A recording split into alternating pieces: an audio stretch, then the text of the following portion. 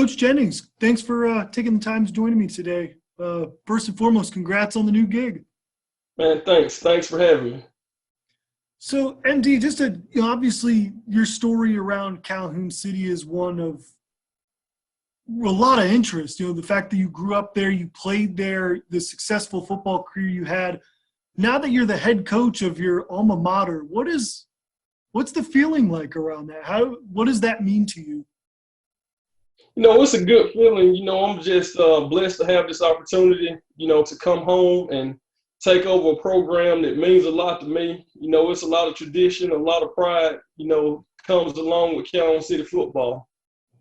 You're an assistant coach with Calhoun City for the past 2 years, coaching under Perry Lyles and Chad White. What are some of the things that you learned from them that you hope to emulate as a head coach and continue the tradition of Calhoun City?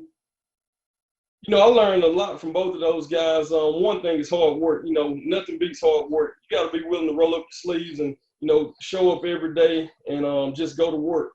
And, that right there, it takes care of itself. Obviously, with your successful career at Calhoun City, you understand the expectations around the town of excellence in Calhoun City. And obviously, the past couple of years, it's been the expectation to get to either a North Half Final or a state championship appearance. What do you think about some of the guys? Maybe obviously this is an odd time with not being able to have spring football and things like that, but just from some of the guys you'll be able to bring back next year, is this a reload, not rebuild kind of year for Calhoun City? Every year, our mindset is reload. The expectations, never change around here. We always take pride in playing, after Thanksgiving. So, we just got to be ready when we get that opportunity to step on the field, and be ready to go to work. For you, I was wondering if you had, obviously, the big rivalry with Calhoun City and Bruce, the Schooner River rivalry. Do you have a story that you remember back from your time there? And, obviously as head coach now, the job is to keep beating your rival, right? Yeah, that's always the goal, beat Bruce. I guess the best memory is my senior year, we started the winning streak. We went over there. We were undefeated that year. That was the last game of the season, and that was back in 2005. And, we started the streak my senior year, and they haven't beat us since. Is that something you have a point of pride with? You were the one that began this streak? Yeah, we take a lot of pride in that, when everybody talks about, that winning streak, I always tell them that, my senior class started it. And, it was a while. Bruce, they had us for a while. I guess it was probably, 5 or 6 years, and we finally, were able to get over the hump.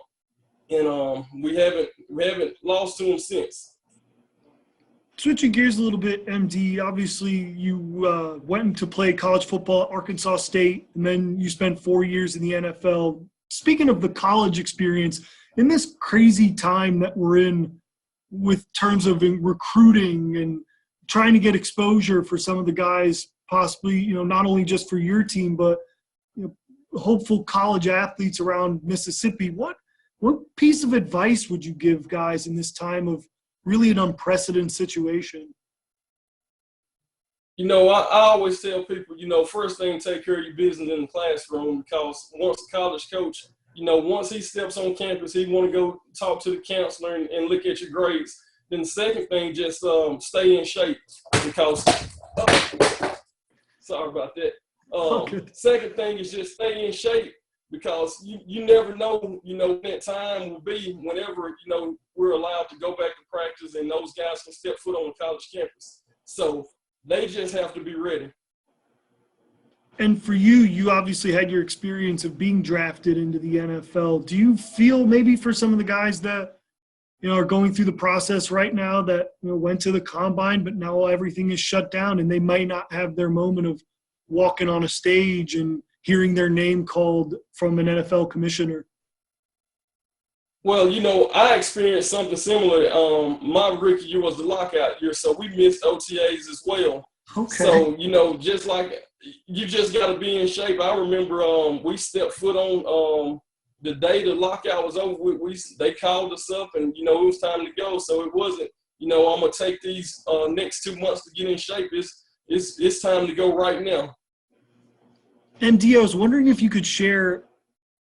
Everyone always hears about a welcome to the NFL moment. Did you have one? And do you remember a story off the top of your head of maybe one that'd be like, all right, I'm in the NFL now? I guess it was my first day in Green Bay and just walking into the weight room and Charles Woodson approached me and, he asked me my name and, I'm sitting there thinking like, wow, this is really Charles Woodson. So that was, kind of that moment for me. Going back to being the head coach at Calhoun City, just what are maybe some of the things that you hope to implement, keeping the same style? Obviously, Calhoun City is known for its defense, but is there any goal that you hope to instill in some of your guys in terms of a football sense, not just a personal sense of being a head coach to someone?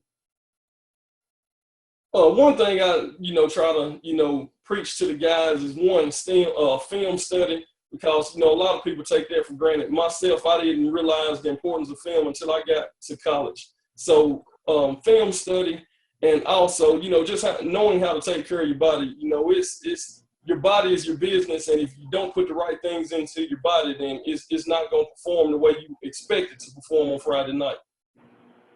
What has been maybe the process of, now that you're a head coach, have you been able to get in touch with some of your guys and coaching staff and things like that?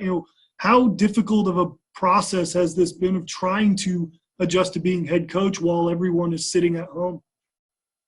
Well, I've had a chance to speak to some of the coaches. I guess the entire staff. The players, I haven't had any contact with the players. The kids are, like you said, they're all scattered out around the community. So, we just gotta, deal with it, make the best of it, and whenever we can come together as a team, be ready to go to work. Is it almost surreal to hear MD Jennings, the head coach of Calhoun City football? It is. This was my goal. I didn't see it coming. I no one expected, Coach White to leave. But, like I've always said, you just got to be ready because you never know when that, opportunity will present itself. You spent the past 2 years at Calhoun City, but this wasn't your first stop as an assistant coach. You've been able to be a part of some pretty successful staffs.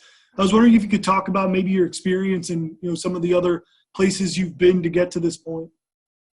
Yes, my first 2 years was at South Panola. I worked a year under Coach Lance Pogue, and that second year I was under Coach Ricky Woods. I was able to learn a lot from both of those guys, both very successful coaches.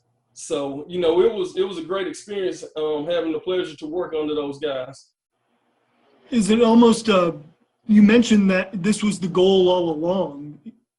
Do you see some of the experience you've gained from some of these head coaches being a reason why you're a head coach now? Oh, without a doubt. Being able to, learn from, successful guys like that, and you can, kind of learn different schemes and things from those guys, and you can kind of, put it all together, and hopefully, it helps you be successful as well. Just from guys that that are coming back next year, obviously you lose a guy like Tredarius Hill, who really felt like he did it all for you guys. But is there anyone you're really excited about getting on the football field on Friday that will be back in a Calhoun City uniform? I'm looking forward to. We got a kid. He didn't touch the ball that much because we had so many players, but Art Berry, he's going to be a pretty good guy for us. I think he'll be a guy that can step up and carry the load. As someone who's been around football your entire life, this will be my last question for you, Coach. Just as someone who's been around football your entire life, is it almost like a chomping at the bit feeling to get back out there and get on a field and practice and get hands on with the guys? What's maybe been the toughest part for you through this? I guess you'd call it a lockout right now. Yeah. Well, my mindset is no such thing as an off season. So having to sit there and wait, can't work out, you can't meet with the guys and stuff. It's a bit frustrating.